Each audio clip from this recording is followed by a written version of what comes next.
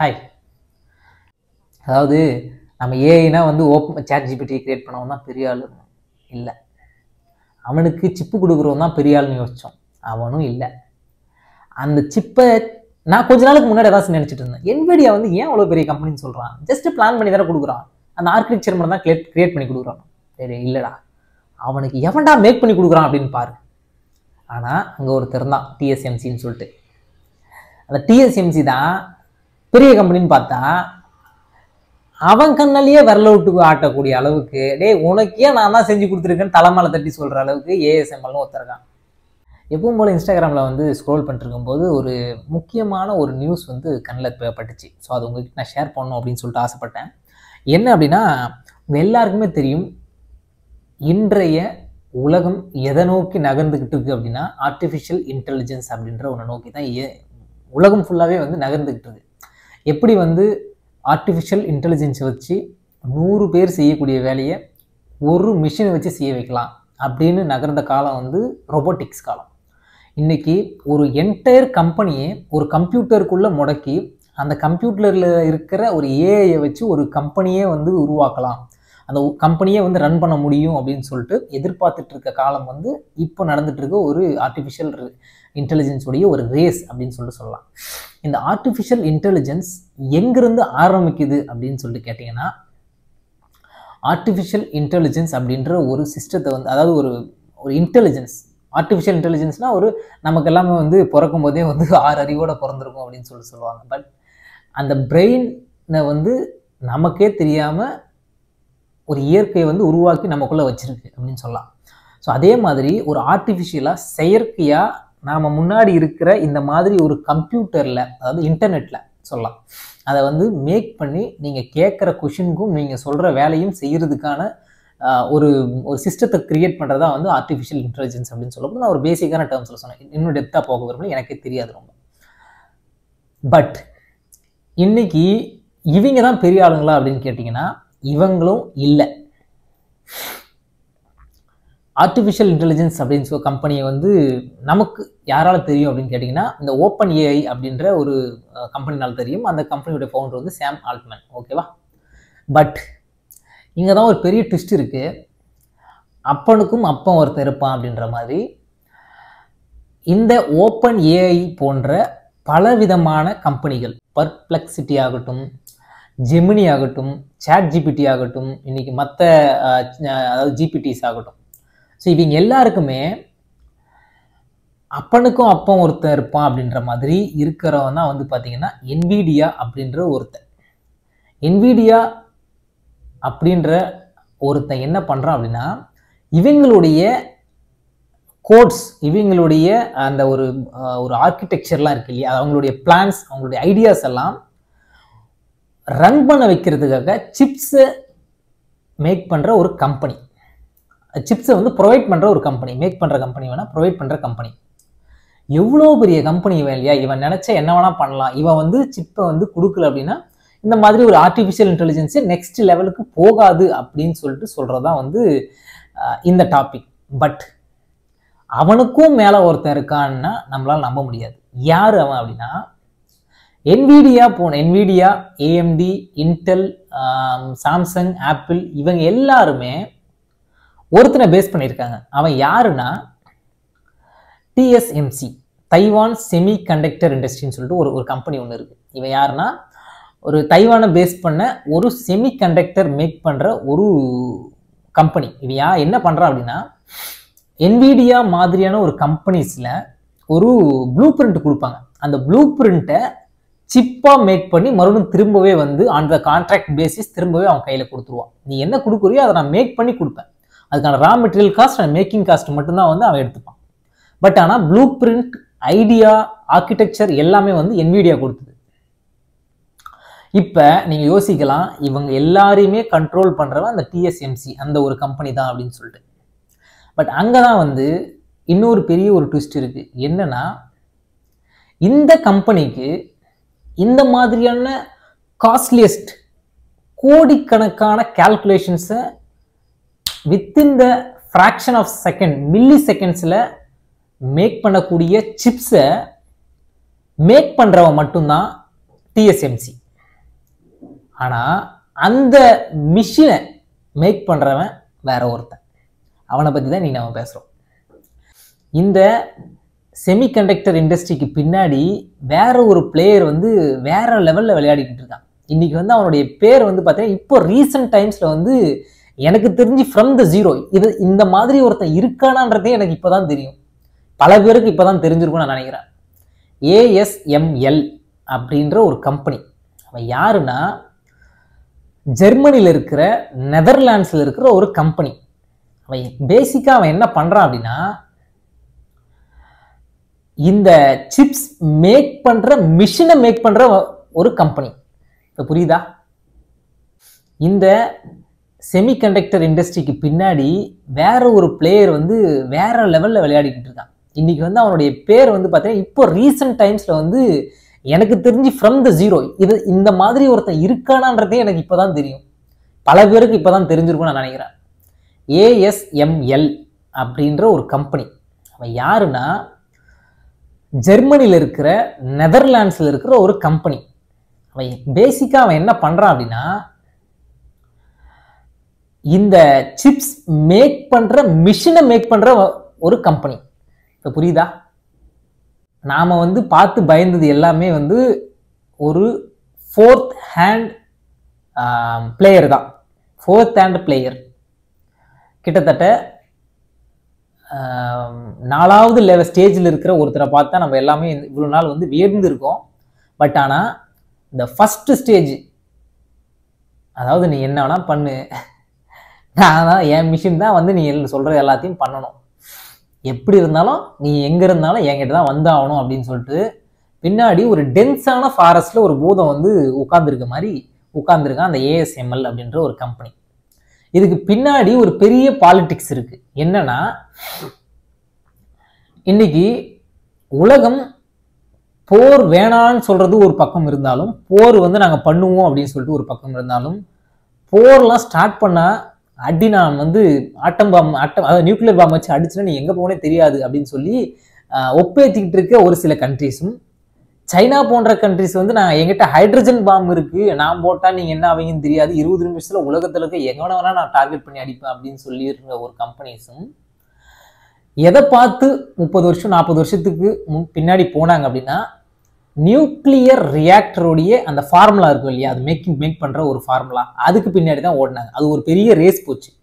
ஒரு நியூக்ளியர் ரியாக்டரை வந்து நம்ம சக்ஸஸ்ஃபுல்லாக நியூக்ளியர் பாம் வந்து கண்டுபிடிச்சிட்டோம் அப்படின்னா நாம் வந்து உலகத்தில் நாம் தான் வந்து ஒரு நாம் சொல்கிறதான் கேட்கும், நம்ம பின்னாடி தான் வரும் அப்படின்ற மாதிரி ஒரு பேர் இருந்துச்சு. பட் இப்போ அந்த நகர்வு எதை நோக்கி நகருது அப்படின்னா ஆர்டிஃபிஷியல் இன்டெலிஜென்ஸை நோக்கி நகருது.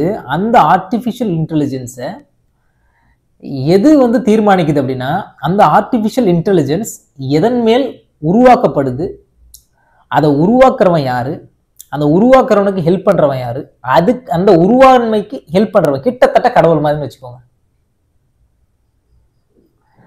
ஒரு மனிதன் இன்னைக்கு வந்து ஃபைனஸ்டா வந்து இங்க உட்காந்து பேசிக்கிட்டு இருக்கோம் அப்படின்னா அதுக்கு முன்னாடி பரிணாம வளர்ச்சியை முன்னாடி ஒரு குரங்காகவும், அதற்கு முன்னாடி ஒரு செல் உயிரினமாவோ 2 செல் உயிரினமாவோ இருந்ததாகவும், அந்த ஒரு செல் உயிரினத்தை வந்து கண்டுபிடிச்சது வந்து மேபி உருவாக்குனது வந்து கடவுள் அப்படின்ற ஒரு நம்பிக்கை இருக்கு இல்லையா, அதே மாதிரி தான் அந்த கடவுள் மாதிரி வந்து அந்த ASML அப்படின்ற ஒரு கம்பெனி உட்காந்துட்டு இருக்கான். நம்ம அவனை பற்றி நம்ம தெளிவாக பேசுவோம். 1984 தான் அந்த கம்பெனி வந்து உருவாக்கப்பட்டுச்சு. அவன் 84லேருந்து அவனோட டார்கெட் வந்து எங்கே போச்சு அப்படின்னா ஈவன் தோ இவ்வளோ பெரிய பாடி, அதாவது ஒரு கம்ப்யூட்டர் வந்து உருமாறிக்கிட்டே இருந்தாலுமே இந்த டீப் சைட் உள்ள யார் வேலை செய்யறான் அப்படின்றத பார்த்துக்கிட்டே இருந்தான் அந்த கம்பெனி.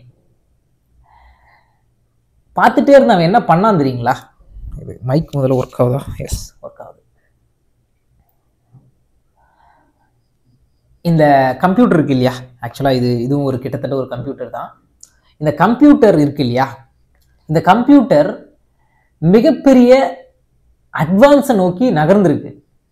ஆனால் ஒன்று மட்டும் மாறாமல் இருந்துச்சு, டிஸ்பிளே மாறிடுச்சு, எல்லாமே மாறிடுச்சு.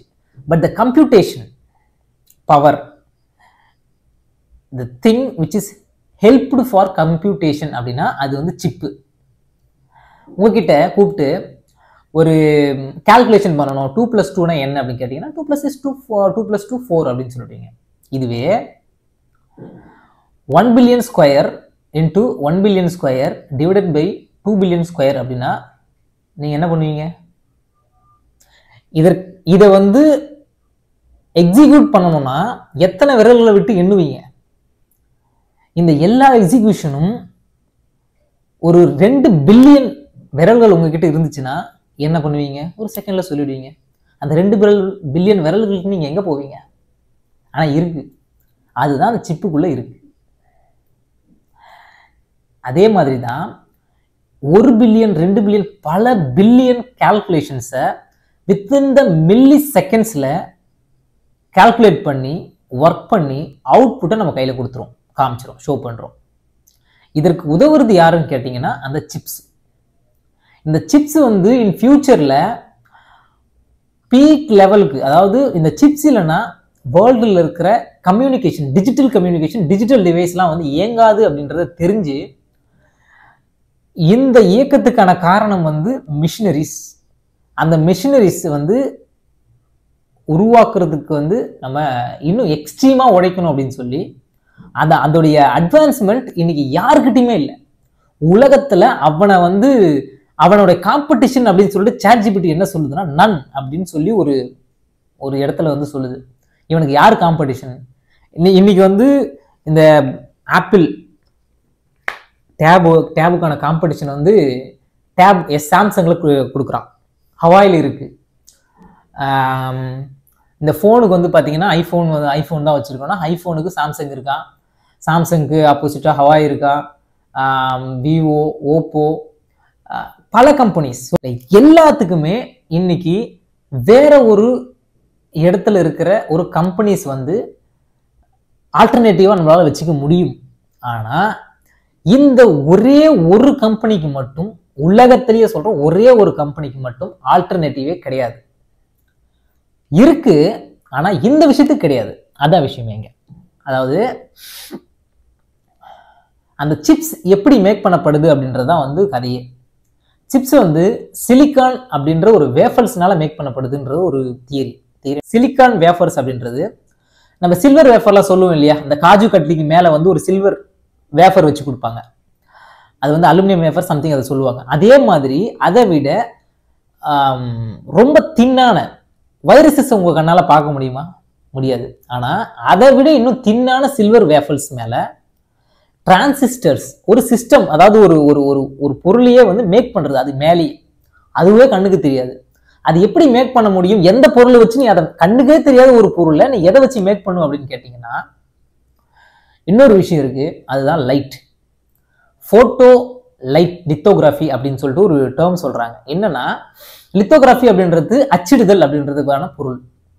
போட்டோ லித்தோகிராஃபி அப்படின்னா ஒரு பொருளை இந்த கை மேல, இந்த கை வந்து இந்த கலர் இருக்கிறதுக்கு காரணம் என்ன அப்படின்னு பாத்தீங்கன்னா, நான் சின்ன வயசுல ரொம்ப வெள்ளையா இருந்தேன், பட் வெயில் பட்டு இந்த மாதிரி ஒரு கலர் ஆயிடுச்சு.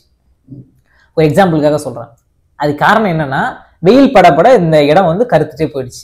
Same thing applies lithography, photo lithography அப்படின்ற ஒரு விஷயம். இந்த போட்டோ லித்தோகிராஃபில என்ன நடக்கும் அப்படின்னு கேட்டீங்கன்னா, ஒரு சிலிக்கான் வேஃபர் மேல லைட், பல லைட் லேயர்ஸ் வந்து, லைட் ரேஸ் வந்து அடிக்கும்போது அது வந்து சும்மா வந்து டார்ச் அடிக்கிற மாதிரிலாம் அடிக்க போறது இல்லை.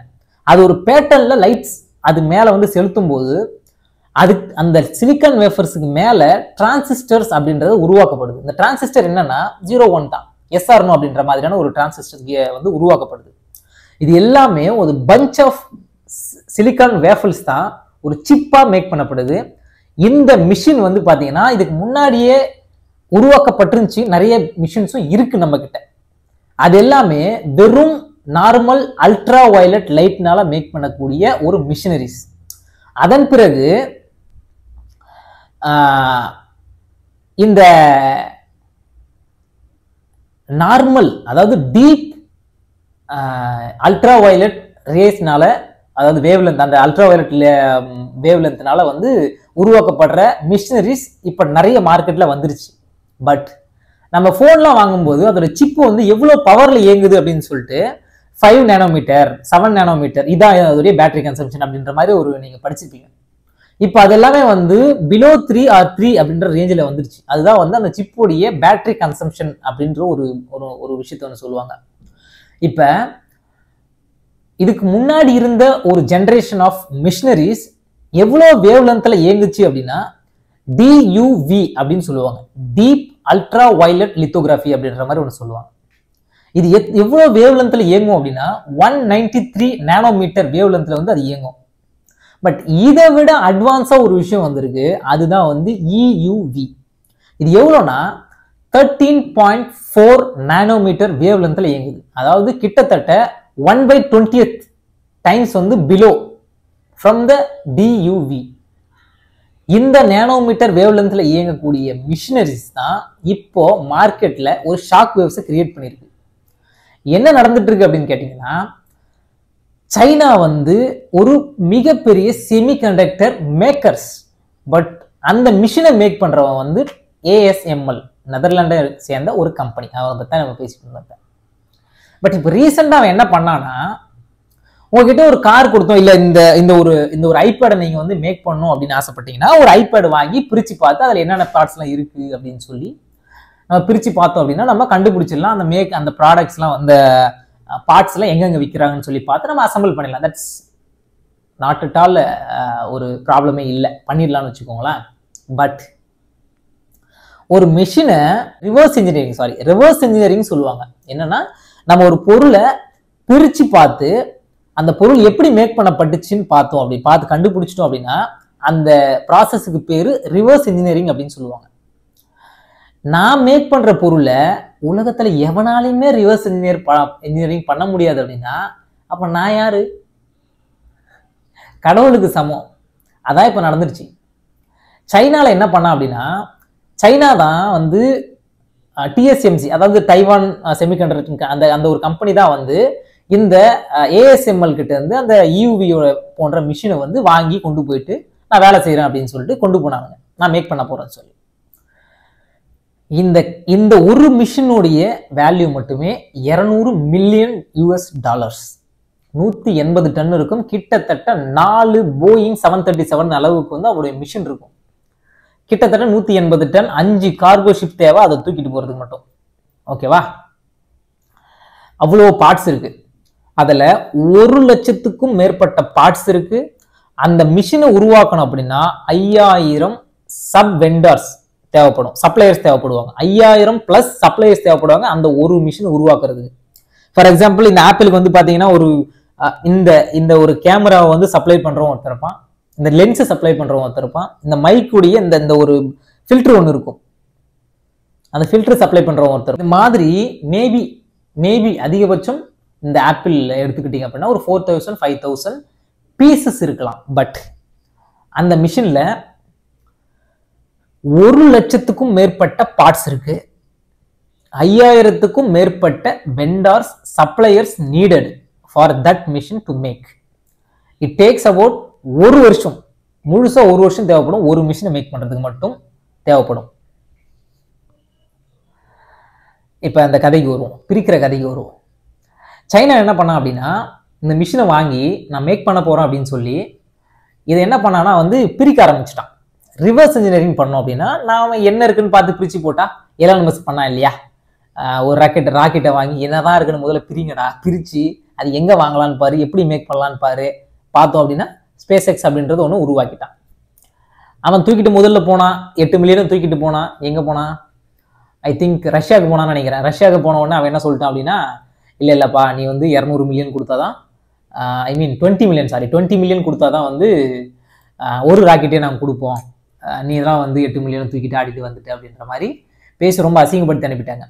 அவன் நேராக வந்தான், ஒரு பழைய ராக்கெட்டை வாங்கினான். ராக்கெட்டை வாங்கி பிரித்து என்னதான் இருக்குன்னு சொல்லிட்டு ஆராய்ஞ்சிட்டு இது எங்கெங்கெல்லாம் வாங்கலாம் அப்படின்றதெல்லாம் யோசிச்சான். அது எங்கெங்கெல்லாம் ஸ்பெஷலிஸ்ட் இருக்கான்னு பார்த்தான், ரா மெட்டீரியல் எவன் கொடுப்பான்னு பார்த்தான், அதை மேக் பண்ணுறவன் எவன் பார்த்தான், இந்த டெக்னாலஜி எல்லாத்தையுமே படித்து நீயே மேக் பண்ணுற அப்படின்னு சொல்லி அவனே கம்பெனியை போட்டான். இன்னைக்கு ஸ்பேஸ் எக்ஸ் உருவாக்கிச்சு.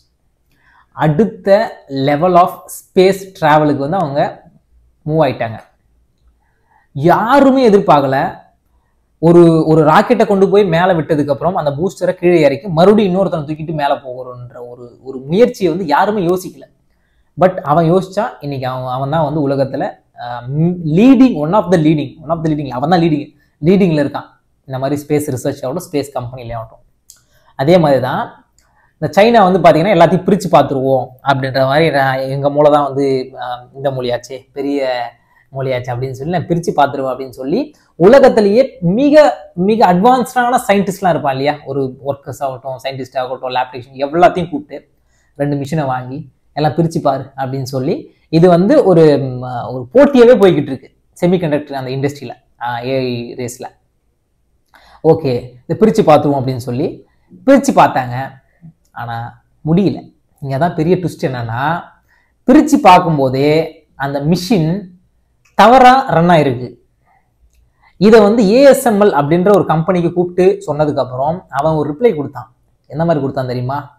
டே முட்டாள்களா, நீங்கள் பிரிக்கவே இல்லைடா, இன்னும் பிரிக்கவே ஆரம்பிக்கல, அதுக்குள்ளேயே வந்து தவறாக அந்த மிஷினை வந்து ரன் பண்ணியிருக்கீங்க. தவறாக, அதாவது பிரிச்சுன்னா ஒவ்வொரு ஸ்டெப்பு பிரிச்சதுக்கப்புறம், அதாவது இப்போ வந்து ஒரு 10% பிரிச்சதுக்கப்புறம் மறுபடியும் அதை வந்து ஃபிக்ஸ் பண்ணி ஓகே இது நம்ம கரெக்டாக செட் ஆகுதா அப்படின்னு சொல்லிட்டு ஒரு டெஸ்ட் ட்ரையல் மாதிரி பண்ணுவாங்க. அந்த மாதிரி பிரித்து மறுபடியும் பூட்டினதுக்கு அப்புறம் வந்து டெஸ்ட் ட்ரையல் பண்ணும்போது அது தவறாக வந்து ரன் ஆயிருக்கு. அப்படி பார்க்கும்போது அவன் என்ன சொன்னான்னா, நீங்க தவறாக ஃபிக்ஸ் பண்ணியிருக்கீங்க, அதனால தான் வந்து அந்த மிஷின் வந்து தவறாக ரன் ஆயிருக்கு அப்படின்னு சொல்லிட்டான். It says that they have failed to reverse engineer the machine which is made by ASML Netherlands. எப்படி இருக்கும்? அதாவது நீங்க உருவாக்கின ஒரு பொருளை பிரிச்சு பார்க்க கூட எவனுக்குமே தெரியல அப்படின்னா நீங்க யாரு? கடவுள் உருவாக்கின ஒரு உடம்பை இன்னைக்கு பிரிச்சு பார்த்து ஹார்ட் கொண்டு பிரிச்சு வேற ஒருத்தனுடைய ஹார்ட்டை வைக்க முடிஞ்ச அளவுக்கு நம்ம உயர்ந்திருக்கோம். ஆனா இன்னைக்கு மனிதனால ஒரு மிஷின் உருவாக்கப்பட்டு அந்த மிஷினையே வேற எவனாலையும் பிரிச்சு மறுபடியும் பூட்டி ரன் பண்ண முடியல, ஒத்துக்கிட்டானுங்க. அப்படின்னா அவன் எவ்வளவு பெரிய ஆளு யோசிச்சு பார்க்கணும். மனிதனால் கண்டுபிடிக்கப்பட்ட உருவாக்கப்பட்ட இருக்கிறதுலயே இன்னைய தேதியில மிகவும் அட்வான்ஸ்டான மிஷின் தான் அந்த மிஷின் தான் EUV போட்டோலித்தோகிராஃபி. EUV அப்படின்னா எக்ஸ்ட்ரீம் அல்ட்ரா வயலட் லித்தோகிராஃபி அப்படின்னு சொல்லுவாங்க. இந்த மிஷின் 13.4 நானோமீட்டர் வேவ் லென்த்ல இயங்கக்கூடியது. இதுதான் உலகத்திலேயே அட்வான்ஸ்டான ஒரு மிஷின். நாம சொல்லுவோம் தின்ன ஒரு கிளாஸ் இருக்கு, அந்த மிஷினை உருவாக்குறதுக்கு என்னெல்லாம் பண்ணிருப்போம் அப்படின்னு சொல்லிட்டு ஒரு கம்பேரிசனுக்காக நான் சொல்றேன். நான் சிவில் ஃபீல்டில் இருக்கின்றதால தெரியும். எங்களுக்கு வந்து ஃப்ளோரிங் போட சொல்லுவாங்க. அந்த ஃப்ளோரிங்கில் வந்து ரொம்ப டீவியேஷன் இல்லாமல் பார்த்துக்கோங்க அப்படின்னு சொல்லுவாங்க. ஃபார் எக்ஸாம்பிள் டைல்ஸ்லேயே வச்சுக்கோங்க, உங்களுக்கு புரியுற மாதிரி சொல்ல டைல்ஸ்னே வச்சுக்கோங்க. டைல்ஸ் ஒரு 10க்கு 10 ரூமில் போடுறோம் அப்படின்னா டியூப் லெவல் வச்சோ இல்லை வந்து லேசர் லெவல் வச்சோ பண்ணிடுவோம். இந்த பக்கம் 2000 கிலோமீட்டர், இந்த பக்கம் 2000 கிலோமீட்டர், இந்த பக்கம் 2000 கிலோமீட்டர், இந்த பின்னாடி பக்கம் 2000 கிலோமீட்டர், இவ்வளோ பெரிய ஒரு கிளாஸ் உருவாக்கணும். ஆனால் 1 mm கூட டீவியேஷன் வரக்கூடாது. அப்படின்னா முடியுமா? இந்த மிஷினை வச்சு உருவாக்க முடியும். அதுதான் அதோடைய ப்ரிசிஷன். நார்த் அமெரிக்கா இருக்கு இல்லையா, நார்த் அமெரிக்கா எவ்வளோ பெரிய ஒரு நிலப்பகுதி, அது ஃபுல்லா கவர் பண்ணக்கூடிய அளவுக்கு ஒரு கிளாஸ் உருவாக்கினா அதில் எவ்வளோ அண்டுலேஷன் இருக்கும்? ஒரே 1 மில்லிமீட்டர் அண்டுலேஷன் தான் அதோடைய எரரே இருக்கும். நீங்க இந்த கார்னர்ல நார்த் அமெரிக்காவில் இருக்க ஒரு கிளாஸோடைய லெவலும் அந்த அமெரிக்காவையே க்ளோஸ் பண்ற அளவுக்கு ஒரு பெரிய மிரரை நம்ம கிரியேட் பண்றோம். கிளாஸை நம்ம கிரியேட் பண்ணி வச்சோம்னா அதில் எங்கேயாவது ஒரு இடத்துல ஒரு எரர் இருக்கும், அதாவது மேடு பள்ளம் இருக்கும். அந்த மேடு பள்ளம் மற்ற இடத்துல கம்பேர் பண்ணும்போது 1 mm தான் டிஃபரன்ஸ் இருக்கும். அவ்வளோ அக்யூரேசியா ஒரு பொருளை உருவாக்கக்கூடிய ஒரு மிஷின் தான் அந்த ASML உடைய EUV லித்தோகிராஃபி மிஷின். புரிஞ்சுதா? இப்போ தெரியுதா? இப்போ வந்து ஏஐல யாரு இவ்வளோ அட்வான்ஸ்டா இருக்காங்க அப்படின்னு சொல்லிட்டு நீங்க எல்லாம் யோசிக்கலாம். இப்போ இதெல்லாம் கேட்டு முடிச்சதுக்கு அப்புறம் அப்பனுக்கும் அப்பன் ஒருத்த கண்டிப்பா இருப்பான் அப்படின்ற ஒரு பழமொழியை நம்ம கத்துக்கணும். அதாவது நம்ம ஏஐனா வந்து ஓப்பன் சாட் ஜிபிடி கிரியேட் பண்ணவன் தான் பெரிய ஆள் இல்லை, அவனுக்கு சிப்பு கொடுக்குறவன் தான் பெரிய ஆள்னு யோசிச்சோம். அவனும் இல்லை. அந்த சிப்பை நான் கொஞ்ச நாளுக்கு முன்னாடி ஏதாச்சும் நினைச்சிட்டு இருந்தேன், NVIDIA வந்து ஏன் அவ்வளோ பெரிய கம்பெனின்னு சொல்றான், ஜஸ்ட் பிளான் பண்ணி தானே கொடுக்குறான், அந்த ஆர்கிடெக்சர் மட்டும் தான் கிரியேட் பண்ணி கொடுக்குறான். சரி இல்லடா, அவனுக்கு எவன்டா மேக் பண்ணி கொடுக்குறான் அப்படின்னு பாரு. ஆனா அங்க ஒருத்தர் தான் TSMCன்னு சொல்லிட்டு. அந்த TSMC தான் பெரிய கம்பெனின்னு பார்த்தா அவன் கண்ணாலேயே விரல விட்டு ஆட்டக்கூடிய அளவுக்கு, டே உனக்கே நான் தான் செஞ்சு கொடுத்துருக்கேன்னு தலைமையில தட்டி சொல்ற அளவுக்கு ASMLன்னு ஒருத்தருக்கான். இப்ப அந்த கம்பெனியை பொலிட்டிக்கலா ஒரு ப்ரெஷர் கொடுக்குறாங்க. யாருன்னு கேட்டீங்கன்னா அமெரிக்கா. நீ வந்து சைனாக்கு இந்த மிஷினை விற்கக்கூடாது, வித்தினா அவன் செமிகண்டக்டர்ல மேலே போயிடுவான். இப்போ நாங்கள் என்ன பண்றது, பிச்சை தான் எடுக்கணும் அவங்ககிட்ட போய். அதனால நீ அவனுக்கு விற்காத. இப்போ வரைக்கும் ஒரு EUV மிஷின் கூட விற்கல. இப்போ வரைக்கும் DUV மிஷின் தான் வித்துக்கிட்டு இருக்கானுங்க சைனாக்கு. அவங்கிட்ட அதான் இருக்கு. இப்போ வரைக்கும் EUV மிஷின் விற்கல, விற்கவும் முடியாது. ஏன்னா அமெரிக்கா வந்து ப்ரெஷர் போட்டுக்கிட்டு இருக்கு, நீ கொடுக்க கூடாது அப்படின்னு சொல்லிட்டு. இதுல யாரு பெரிய ஆள் அப்படின்னு பாத்தீங்கன்னா, கிட்டத்தட்ட டெசிஷன் மேக்கரா இருக்கிற எனக்கு தெரிஞ்ச அமெரிக்கா தான். நீ கொடுன்னு சொன்னாதான் அவன் கொடுக்க போறான், கொடுக்காத அப்படின்னு சொன்னா அவன் கொடுக்க போறது இல்லை. அந்த அந்த ஒரு இன்வென்ஷன் அங்கே தான் இருக்க போகுது. Maybe it will be useful for America. இல்ல அமெரிக்கா வந்து யாருக்கு ஃபேவரா கொடு அப்படின்னு சொல்லணும், அவன் தான் வந்து நாளைக்கு பிலோ 3 நானோமீட்டர் இருக்கிற ஒரு சிப்பை உருவாக்கக்கூடிய ஒரு கம்பெனிக்கு மிஷினரிஸை சப்ளை பண்றவன் அவனை தான் இருப்பான். ஸோ தேங்க்யூ ஆல், பாய்.